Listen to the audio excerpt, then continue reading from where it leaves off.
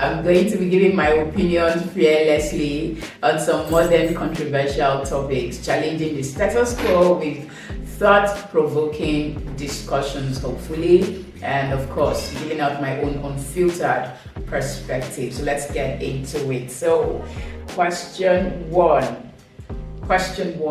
What stance do I take? Am I pro-life or pro-choice? I am pro-life anytime, any day. Now, the topic of abortion, I do not even understand how it became such a controversial topic that people have to start debating whether they are okay with keeping babies or killing babies. I really don't understand how it got to that point, right? But well, with many other things that, with how the world has progressed so far, well, it's understandable. Now, I am 110% pro-life. Now, first of all, you have no business making babies if you are not ready to keep them. Now, I can understand that people make, arguments of health issues and, what if for whatever reason, maybe to save a mother's life, she has to, take away the baby. Oh, okay. Well, on that ground, should I say, well, if it, of course, threatens your life, so I think you should do what it must, to live and to survive and to live another day, right? If you're alive, you can conceive as many times as you want, so that's plausible. But I'm saying, and I'm talking about women who get pregnant on purpose, all right, would not do the needful, are not taking any type of precautions from not getting pregnant, and then when they do, they go abort it because they want more money. When I mean more money, for whatever reason, either because they are pursuing their careers or they do not want they don't want to be hindered on, the career path they are pursuing or businesses that they are doing, or opportunities that might come, or opportunities that might not come if they do have the child. They would rather go abort the child. I am pro-life anytime, any day. I don't think babies should be aborted, especially at the rates by which they are being aborted today. It almost equates to child sacrifice to me, seriously. I mean, the world, people really have deadened their conscience when it comes to abortion. I think we should bring back the days when scriptures and the Bible and the fear of God actually ruled in the hearts of men. So that's my take on it. I'm pro-life. I would never ever support being, pro-choice. You do not just make babies and kill them at your will, right? You had every opportunity to not make them in the first place or stop them from coming at all right? So if you did do what it took to bring them, then you better be ready to keep them. Well, so that's that, yes, except of course, if it's threatening your life. Now, I know I'm going to ruffle feathers, all right, so yes, forgive me, right, but of course, I want you to also understand that my bias is on the fact that God's word is the final authority over my life. I'm not picking or choosing sides that do not align with the word of God, so yes. Now, number 2 question is, what is my view of stay-home dads in today's society? Is that even a thing, stay-home dads? Okay, well, now, for me though, if a dad has to stay at home for a season because of maybe challenges of getting a job, right? Or finding something to do, it's fine. You can stay home, and maybe if your wife is still working at that time, if your wife is maybe for a season or for a certain period of time, the one working and maybe supporting the home, please, I think you should support her in the home and help things run smoothly so that she doesn't come back home to being stressed and being, tired since she's working outside the home. But women are not biologically wired to engage with so much stress. So of course, as a stay-home dad who is actually maybe waiting at home in view of probably an employment that that you applied for, or an opportunity that you're actually seeking to come, help out your wife as much as possible, but you have to do all you can do to relieve her of being the sole provider of the house as fast as you can, right? As quickly as you can afford to, right? But these days, with the trends of digital businesses rising everywhere, there are a lot of stay-home dads who find it interesting to help their wives at home, but are also full providers because for whatever reason they are content creators or they are, online business people that can afford to do business from home, or they're even employees that can do that during remote jobs. So, well, if you have any reason to be at home at all, but you're still providing, oh, good for you. You can stay home and do your work, but still give time to your family and help your wife around the house, and both of you just have fun bonding while, basically doing things around the house. But if you're not a husband that is working, all right, or a stay-home dad that is working at home, but you are still seeking employment at a job outside the home, but in the meantime, what you feel that you need is not coming, or what you want is not coming yet. In the meantime, yes, help out your wife at home, and ensure that you're helping out with the kids and you're doing all you can, what you have to do. But please, as much as possible, please hasten the process so that you can get back out providing and being the priest and the provider that God has made you to be. The Bible says God made, in the Garden of Eden, God created man and asked him to cultivate the garden, right? God has, I believe, physically enabled men to be able to go out and strive and work and provide for their families. So yes, as much as possible, please get into that responsibility. Yes, so that's that. Question 3, is homeschooling better than traditional schooling? Okay. Now, first of all, I'm an African, I'm a Nigerian, right? Homeschooling is not really a thing here, at least not yet. If it is, okay, maybe I don't know, but I don't think it's a thing here. But if it is, it's not popular at all, or I do not know anything about it, and I will probably do my research after this video to find out if it has actually decided to become a thing now. But for societies, or for places where homeschooling is possible or is a thing, well, I think it boils down to preferences. Now, let me say something.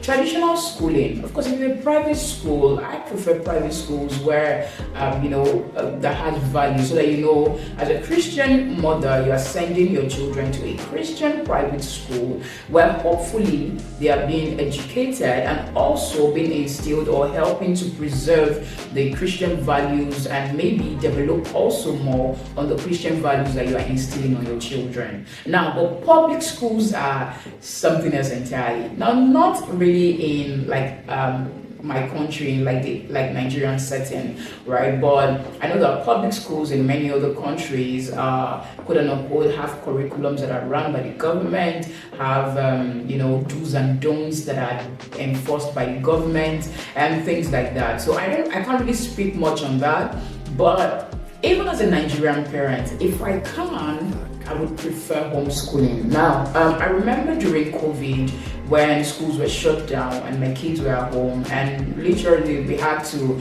create a school schedule for them to run at home. Yes, we used a lot of private teachers, but to a large extent, I think it gave me more flexibility and time to really look into what they were learning, how they were learning, what they were learning, and it gave me time to also input some type of personal curriculum into it, as per the things I also wanted to teach them personally, right? So if homeschooling was the thing in Nigeria, I think I'll probably have chosen homeschool, just because to in every way I can be in charge of exactly what they're getting, how they're getting what they're getting, how they're learning, and all of that, right? And maybe also be able to monitor their growth and see how well we're doing per time, not just in academics but in every other way, right? So yes, that's my take on that. Now, question number 4, Should society impose restrictions on family size?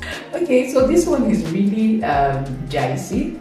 Let me put it this way. I do not think that the government should put restrictions on family size. I do not think so. Right? I think people should be allowed to, conceive. People should be allowed to make families and have the sizes of families that, they want. Now, but of course, there's always the clause of please have the size of family that you can afford to cater for properly.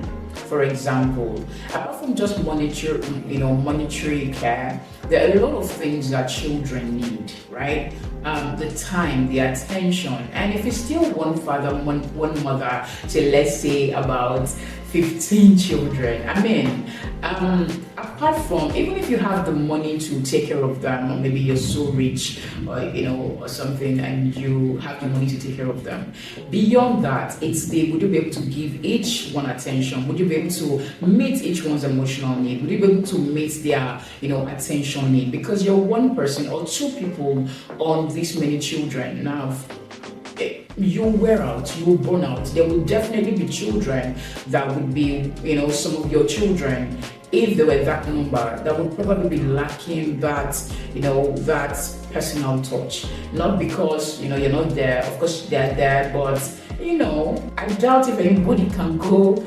have like one-on-one relationships with 15 children, like they would have, say 2, say 3, or say 4, right? So, personally, I don't think there should be a gag on or a limit to how many children you would like.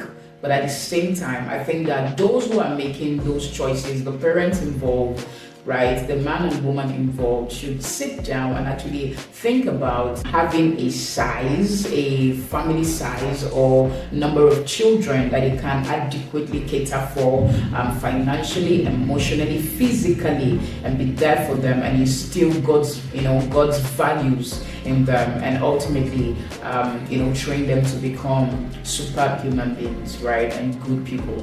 Yes, so that's my take on that. If you do not agree with me, let me know in the comments. If you do agree with me, let me know in the comments. If you have other things to also add to that, let me know in the comment section as well. Now, number 5 is, so should sex education be taught in schools?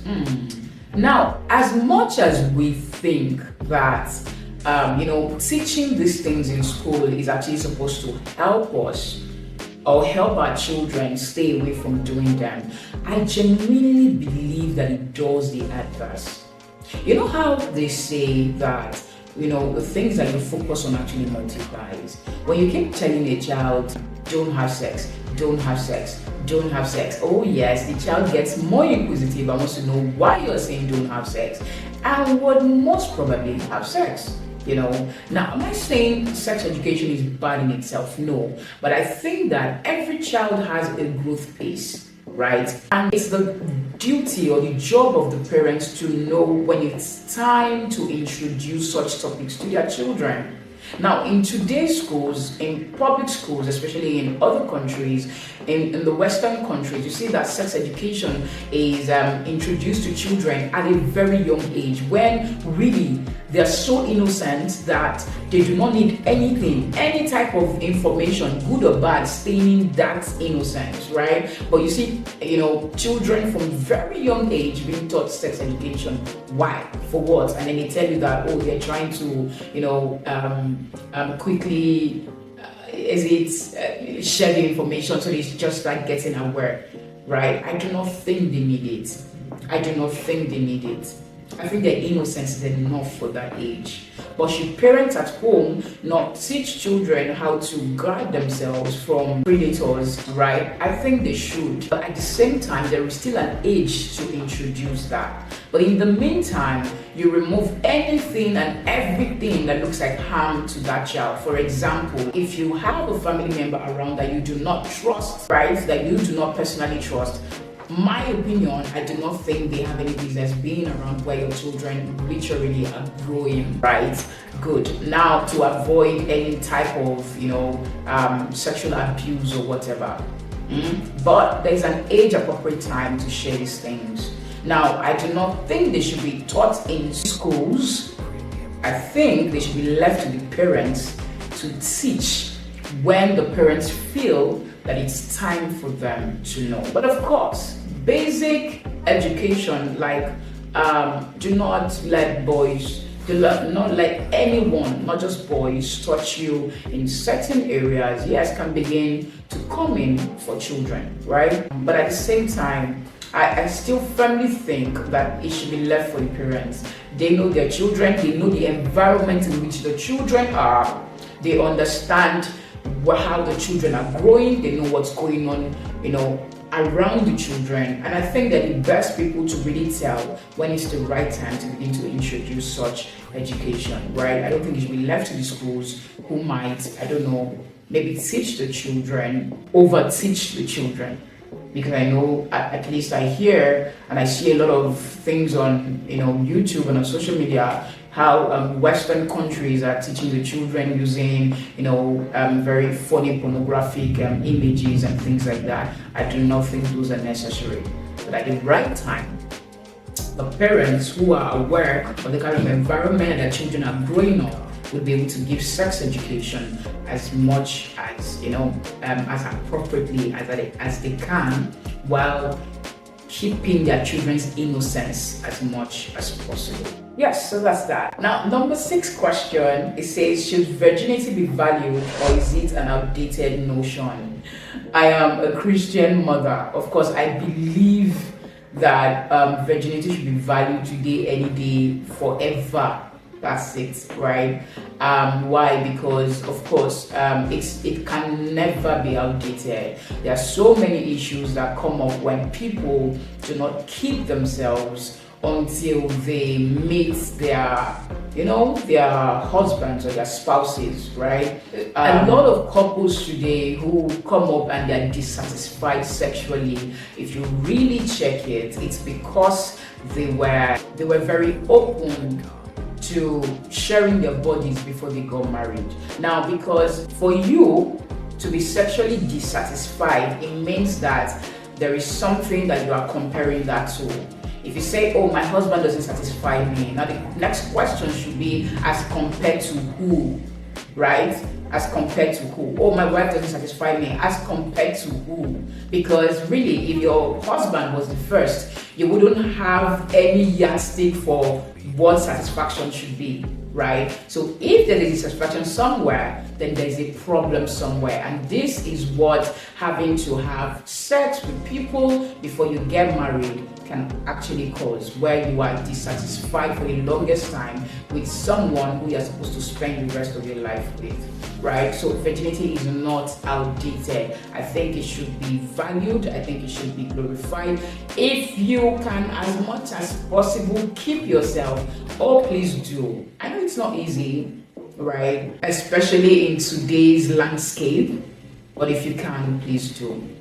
Please do. I promise you, you'll be thankful that you did, because the goodness and the rest and the innocence and this beautiful naivety that comes from just having one person all through your life, I think is inexplainable. I think so. So yes, virginity is not outdated. I think it should still be valued today, tomorrow, every day till thy kingdom come. Yes, so that's it. Question number 7. Do I believe in soulmates? Oh my God. No, I don't. Now, I do not believe that there is one person created for each person. I do not believe so. I do not think so. I don't believe in that theory at all. Now, is it possible to meet someone that feels like, wow, I really am convinced that this is the bone of my bone and the flesh of my flesh? Oh, you can meet people that could, arouse such thoughts and feelings in your heart, right? That you really believe, oh, this is mine. It could not have been someone else. It had to have been this person. But the truth is this, like I've said before on this channel, marriage, first of all, is not about you. It's not about the person that you're getting married to. It's about God, His kingdom, and the best way to achieve it on the earth, meaning you are an agent of change. You are you have been called into a ministry of reconciliation. Now, this is you, irrespective of whoever you get married to. Now, remember that as a kingdom child or as a believer, God created us in this earth for his purpose, and what is his purpose is to push the frontiers of the gospel, of the kingdom. Now, on that journey, each person takes a different path to fulfilling that calling, right? Now, on your own peculiar journey, God looks for someone who would actually balance you out and complement you on that journey, maybe going the same direction that you are going, taking on as almost about the same calling, right, as the journey that you're embarking on, so that there's just a synergy, there is a beautiful compatibility that makes, the journey to winning souls, to pushing the frontiers of God's kingdom enjoyable, right, and doable, and ultimately achievable.